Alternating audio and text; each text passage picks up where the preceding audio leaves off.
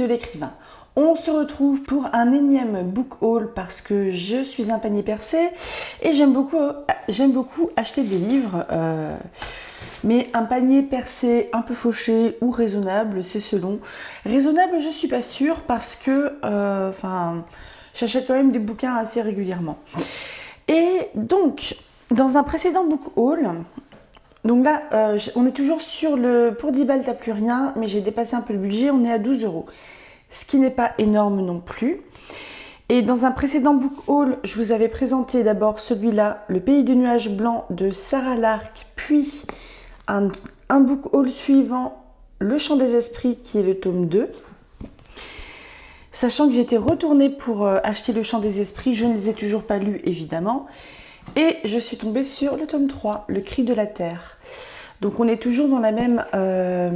donc ce sont des livres qui sont à 3,50 € et où je les achète donc au rayon occasion de chez Auchan, qui je trouve est un rayon occasion qui est vachement bien mis en avant par rapport aux livres, etc. Les prix en fait s'étalent de 1 €, 2 €, 3,50 € et pour les choses les plus récentes, on est sur du 5 €. Donc 3,50 €, ça peut être parce que c'est plutôt récent, que ça a eu un bon succès ou que c'est de la grosse pavasse. Je vous lis juste le 4e de couverture. 1907, Gloria, l'arrière-petite-fille d'une pionnière venue s'installer en Nouvelle-Zélande au 19e siècle, ici, vit heureuse à Keward Station, la ferme familiale. Mais son enfance prend brutalement fin lorsque ses parents décident qu'il est temps pour elle de devenir une lady. Gloria doit alors quitter son île paradisiaque et faire ses adieux à ceux qui l'entourent, en particulier Jack, dont elle est proche. Destination l'Angleterre et un austère pensionnat où elle dépérit. Son seul rêve, retourner dans son pays avec l'espoir secret d'y retrouver Jack. Ses parents en ont cependant décidé autrement. Aussi, Gloria se résout-elle à prendre sa vie en main. Sans bien mesurer tous les dangers, elle échafaude un plan pour regagner sa terre natale. Une héroïne qui refuse de subir son destin et décide d'assouvir ses rêves. Une saga au puissant souffle romanesque. Le Cri de la Terre confirme tout le talent d'une auteure découverte avec Le Pays du Nuage Blanc. Donc, premier tome, Le Pays du Nuage Blanc. Second, Le Chant des Esprits. Chant des Esprits, on est en 1852. Le Pays du Nuage Blanc également. Et Cri de la Terre, on est en 1907. Donc, je crois que ça s'arrête ici. Ah, elle a écrit une nouvelle saga, c'est peut-être Les Rives de la Terre lointaine. Quelque chose comme ça. Et on est sur un 3e volume qui fait quasiment 700 pages. Je pensais que ça allait être plus gros. Je vais vous lire un petit bout. Alors, année d'apprentissage, Canterbury Plains, Greymouth, Christchurch, Cambridge, 1907, 1908, 1909. Ah, et Sarah Lark est allemande apparemment. On fait la course? Allez Jack, jusqu'au cercle des guerriers de pierre. Sans attendre la réponse de Jack, Gloria plaça son poney couleur renard sur la ligne de départ, à côté du cheval d'un jeune homme à la chevelure auburn frisée et aux yeux vert-brun qui acquiesça d'un air docile. Gloria serra alors les flancs de la petite jument qui s'élança comme une flèche. Jack Mackenzie mit lui aussi sa monture au galop et suivit la fillette à travers les vastes prairies de Keward Station. Avec son hongre cob, puissant et plutôt lent, il n'avait pas la moindre chance de la rattraper. Lui-même était d'ailleurs trop grand pour jouer les jockeys, mais il ne lui refusa pas ce plaisir. Gloria était très fière de son poney anglais, qui avait tout d'un pur sang en miniature. Pour autant que Jack s'en souvint, c'était le premier cadeau d'anniversaire envoyé par ses parents, qui l'eût vraiment rendue heureuse. Les autres paquets provenant d'Europe à intervalles irréguliers, une robe à rucher de Séville, avec éventail et castagnettes, des ballerines dorées de Milan, un minuscule sac en peau d'autruche de Paris, étaient sans utilité dans une ferme de Nouvelle-Zélande et bien trop extravagant, même aux yeux des rares visiteurs venus de Christchurch. Les parents ne se souciaient pas de cet aspect des choses, trouvant sans doute amusant de choquer la société terre-à-terre des Canterbury Plains par cette évocation du grand monde, imperméables l'un et l'autre à toute inhibition, à toute timidité, ils prêtaient leurs sentiments à leur fille.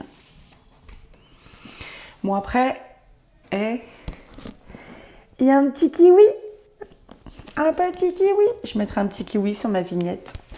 Autre livre qui a coûté, tiens, 3,50 €. C'est une autrice dont le nom m'est familier. Je crois que ça a été revendu plusieurs fois, ça.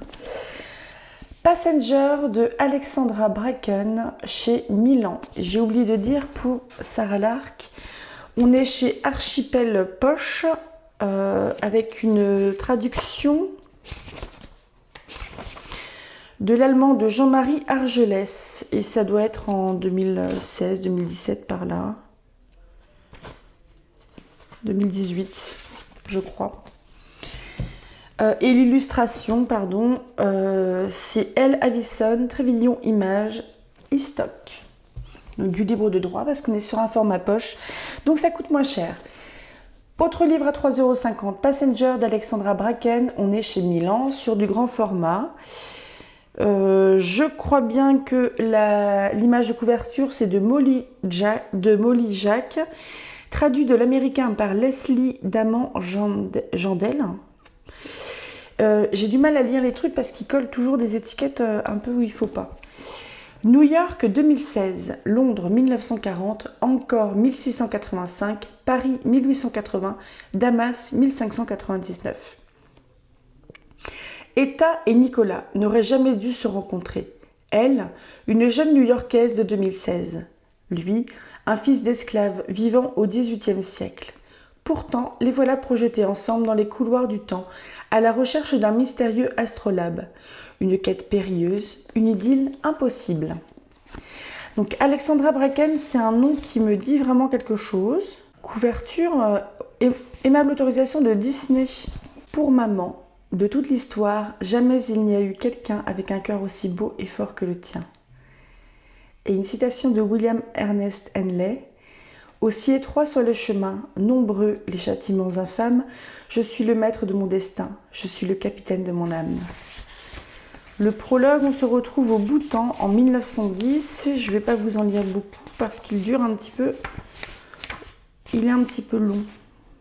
Enfin, un peu long. Il fait quelques pages. Tandis qu'il montait, s'éloignant des sentiers sinueux qui menaient au village voisin, le monde s'offrit à lui sous sa forme la plus pure, silencieux, ancien, mystérieux, mortel. Nicolas avait passé presque toute sa vie en mer, où on avait été suffisamment proche pour en percevoir, quand le vent soufflait, l'odeur de poisson et de sel. Même à cet instant, alors qu'il approchait du monastère, attendant de le voir émerger de l'épaisse nappe de brume et de nuages, Nicolas avait tendance à se retourner pour chercher vainement du regard, par-delà les immenses sommets de l'Himalaya, la ligne trouble où se rencontraient le ciel et la courbe des eaux ondoyantes. C'était pour lui un repère familier auquel se raccrocher, avant que son courage et sa confiance en lui ne s'envolent. Composé de marches et de terre, le sentier avait d'abord serpenté entre des pins au tronc moussu et cheminait désormais le long des falaises abruptes, en haut desquelles le monastère de Takshang avait été bâti comme par miracle. Des rangées de drapeaux de prière colorés flottaient dans les arbres, au-dessus de leur tête. À leur vue, l'étau qui comprimait la poitrine de Nicolas se desserra un peu.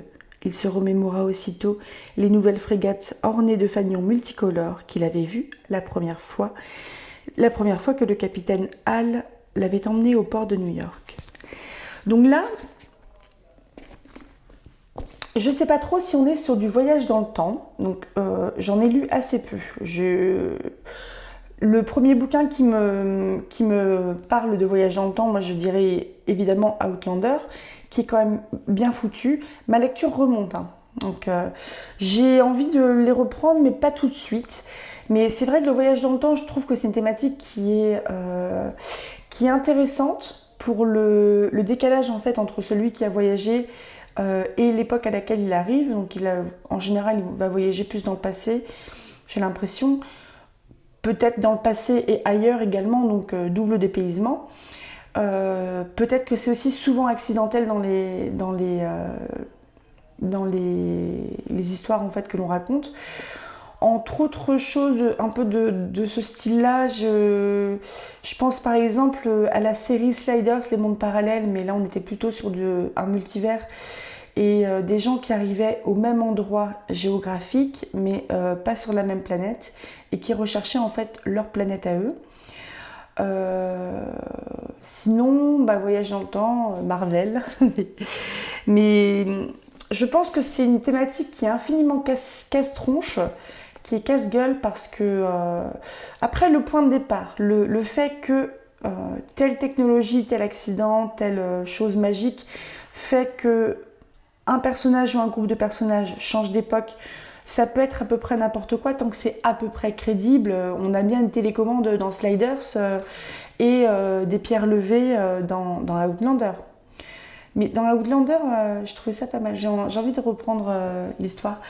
Mais bref, c'est quelque chose qui m'intéresse. En plus, il y a toujours la thématique de l'esclavage m'intéresse aussi toujours. On va passer au troisième livre à 2 €. On pratique les tarifs dégressifs. Kate Morton, Le Jardin des Secrets. Alors, on est aux éditions France Loisirs avec des photographies Loupe Images, Caroline Hugues, Schufter, collection Corbis, conception graphique de Stéphanie Rougeol et une traduction d'Hélène. Traduction de l'anglais Australie par Hélène Collomb. Une enfant abandonnée. Sur un bateau en partance pour l'Australie, une petite fille de 4 ans se cache, terrorisée. Elle ne doit pas parler, pas bouger. Elle attend la conteuse, une femme mystérieuse qui lui a assuré qu'elle reviendrait. Mais le navire lève l'ancre et la conteuse n'est pas revenue. Un terrible secret. La nuit de son 21e anniversaire, une bouleversante révélation change la vie de Nell à jamais. Des années plus tard, elle part en Angleterre à la recherche de ses origines. Un étrange héritage.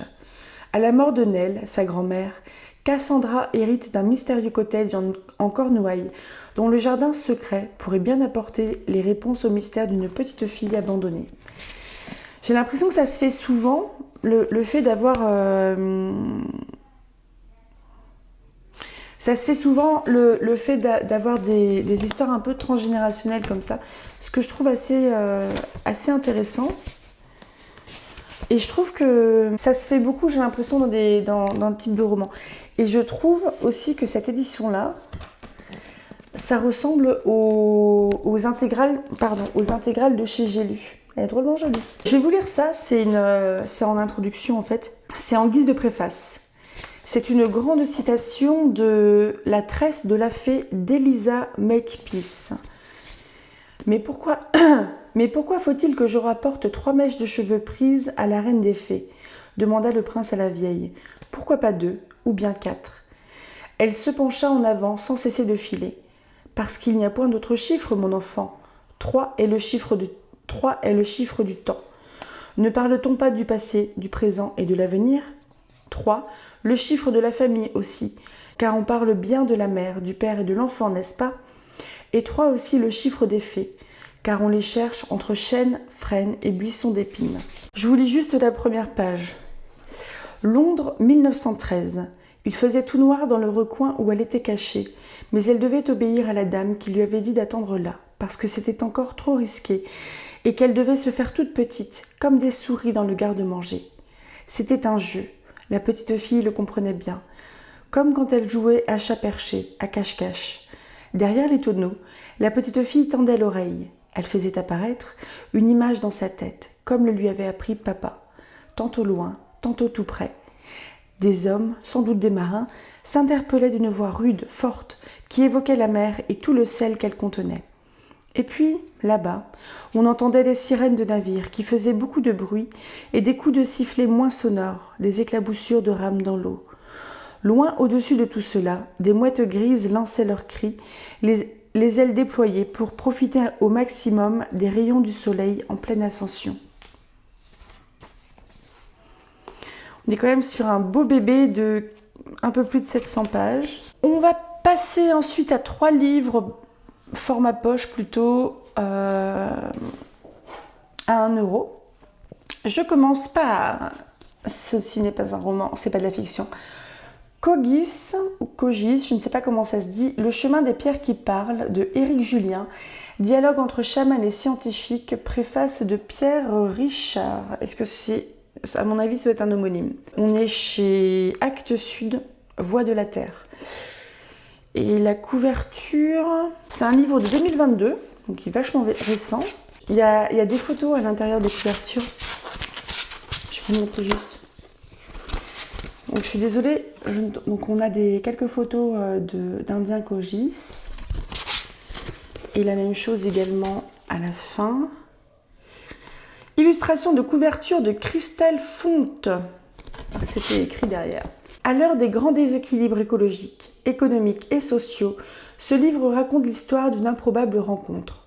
En 2018, deux mamas et une saga, autorité spirituelle des Indiens Kogi en Colombie, ont participé avec une vingtaine de scientifiques français à la réalisation d'un diagnostic croisé de santé territoriale de Haut-Diowa, petit territoire de la Drôme.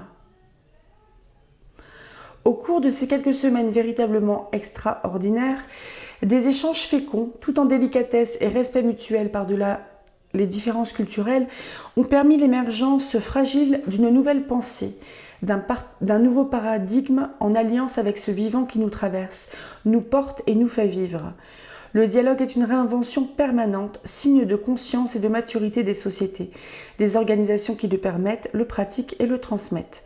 Il révèle que seuls nous ne sommes rien, que les autres, humains et non humains, nous renseignent sur ce que nous ne savons pas plus de nous, et qu'ensemble tout est possible. Alors que l'on déplore aujourd'hui une véritable crise de sens et un désarroi croissant, et si écouter les voix de la Terre nous permettait de retrouver les voies de la guérison et de la résilience. Donc Éric Julien, c'est un consultant géographe diplômé en sciences politiques. Je ne suis pas persuadée que ce soit très utile de vous lire un extrait. Je vais parcourir vite fait avec vous la table des matières. Donc on a un avant-propos, une introduction. C'est les notes. Chapitre 1, le chemin des pierres qui parlent. L'eau, la voix féminine de la Terre. Un si long chemin, un espace-temps improbable, de quelques résonances. Territoire, représentation et cartographie sensible des lieux. Le monde qui vient. Et conclusion. Donc, il y a quelques photos aussi également à l'intérieur qui sont en noir et blanc. Après, j'ai toujours beaucoup aimé les éditions Actes Sud. Le seul truc que je peux leur reprocher, c'est que ça peut être casse-pied à ranger dans la bibliothèque parce que, regardez-moi cet écart. Mais c'est globalement des livres de qualité. J'en profite pour avoir les dialogues de Roland Dubillard sous le coude, donc, et autres inventions à deux voix. On est chez Folio, illustration de Benoît Jacques. Les dialogues, j'ai pris parce qu'en fait, Roland Dubillard, c'est un nom qui revient assez souvent quand on cherche une citation sur le net, un peu comme La Bruyère, par exemple. Je dis ça parce que je suis en train de le lire pour Passe ton bac. Je me suis rendu compte que ça devait être extraordinairement chiant à écouter en audio, ce qui fait que j'en fais des vignettes sous forme de short. Bref, Roland Dubillard, les dialogues. Si Camille me voyait, naïve hirondelle, la maison d'os, le jardin aux betteraves, les crabes, où boivent les vaches, le bain de vapeur. Autant de pièces qui ne se ressemblent entre elles que le moins possible. Roland Dubillard n'aime pas se répéter. Elles ont toutefois en commun ce mélange d'humour, d'émotion, de surprise dans l'invention poétique et dramatique qui fait de leur auteur un des plus représentatifs du théâtre d'aujourd'hui. On trouvera ici un ensemble facile à lire, de courtes scènes à deux, dont la seule prétention est de faire rire sans bêtise. Roland Dubillard a accordé à ses pièces écrites pour le théâtre, le cabaret ou la radio le même soin qu'à ses œuvres de plus d'ampleur. Le même sourire intérieur nous y attend qui ne demande qu'à être partagé. Je ne suis pas persuadée là aussi que ça va être très utile de vous lire des extraits. Ça a été lu, hein. Regardez juste un peu ça par exemple. C'est ping-pong, je pense. Page cornée. Tapping. Tapong plusieurs fois, tapping, tapong, vous aimez le tapping, tapong le ping-pong, tapping quoi? Tapong jeudi, tapping, tapong. Est-ce que vous aimez tapping le ping-pong? Tapong oui. Vous voyez, il y a un côté assez absurde comme ça peut être vachement marrant, avec des onomatopées, des trucs comme ça. On est vraiment sur des choses qui sont très courtes, hein, qui vont faire quelques pages. Mais ça, je connais le nom, j'ai déjà dû en lire un petit peu et ça m'avait fait marrer. Dernier livre, Athos le forestier de Maria Stefanopoulou. On est chez une maison d'édition que je ne dois pas connaître, Cambourakis, traduit du grec par René Boucher. Alors, le 13 décembre 1943, une tragédie a frappé la ville de Kalavrita. En représailles aux actions des résistants grecs, les soldats allemands ont assassiné tous les hommes présents. Parmi eux, Athos est laissé pour mort. Afin de surmonter son traumatisme, il se réfugie dans la forêt, qu'il ne quittera plus qu'à de très rares occasions, laissant sa femme et sa fille dans le doute quant à sa disparition. Sa présence planera comme une ombre sur les 3 générations de femmes de sa descendance, chacune oscillant entre la volonté d'en savoir davantage sur cet homme qu'elles ont peu ou pas connu, et celle d'oublier pour se consacrer au vivant. Dans son premier grand roman, récompensé par le prix de l'Académie d'Athènes, Maria Stefanopoulou convoque l'histoire en mettant en regard les conséquences de la catastrophe historique et la vie dans la forêt, garante de la liberté. Avec virtuosité et une impressionnante compréhension de l'âme humaine, elle bâtit ce bouleversant récit qui interroge la transmission des mythes et la mémoire. Alors on a une photo d'un enfant, on ne sait pas qui c'est. Alors un truc que j'aime bien aussi, c'est qu'on a la couverture et une répétition de la couverture ici, en intérieur, et rebelote d'ailleurs, avec le titre. Il y a 2 citations. Marc 8, 24, donc je pense un texte religieux. « J'aperçois les hommes, je les vois marcher comme des arbres. » Puis une traduction de Yeats et Wishes for the Closes of Heaven. « Marche doucement, car tu marches sur mes rêves. » Le pays avant les forêts. Donc c'est une première partie tirée des écrits laissés par Lefki. La neige, la version d'Athos. Je vous lis un premier paragraphe. Pendant des années, je n'ai pas ouvert la bouche. Quand on vit près de la nature, on s'habitue au silence. Les bergers, qui mènent une vie solitaire et silencieuse, sont capables d'entendre ce qu'il se passe à une grande distance de l'endroit où ils se trouvent. Depuis le versant de la montagne d'en face, ou depuis la plaine, au loin, tout en bas. Ils peuvent même entendre ce qu'il se passe sous terre.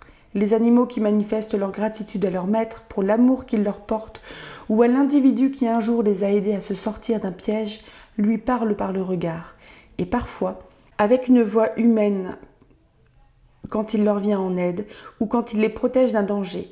Mais ce regard et cette voix sont si profonds, si désintéressés, et en même temps si fiers, si sages, si intelligents, qu'ils font penser à un tour de magie qui vous tire d'un coup d'une mauvaise passe avec une douceur et une candeur désarmantes, et que leur profondeur n'est autre qu'un épais et insondable silence, le seul qui convienne à un geste de reconnaissance. Je vais m'arrêter ici. Donc vous voyez, je crois qu'on est au 9e book haul que j'ai d'avance, il me semble, ce qui fait que là j'ai du stock pour 9 mois. On va peut-être un peu se détendre au niveau des achats. Bon, j'ai viré une dizaine de livres récemment, mais pour en reprendre en boîte à livres, à peu près autant, plus ces 6 là. Parce que les 2 autres, je les avais déjà pris, hein, les 2 autres Sarah Lark, hein, c'est pas de ma faute. Hein. Je vous laisse là. N'hésitez pas à me dire quel bouquin peut vous intéresser là-dedans. S'il y a un livre que vous aimeriez lire ou que vous avez déjà lu, ou si vous connaissez un auteur, si vous voulez me conseiller d'autres livres de tel auteur. Si quelque chose vous fait penser à quelque chose, dites-moi tout. Je vous souhaite une très bonne journée, passez un très bon mercredi, profitez de Là, je tourne, on est le lundi 13 mai, donc on va dire que on sera déjà en 2025 peut-être à la diffusion de cette vidéo. Donc bonne année. À tout bientôt. Bisous.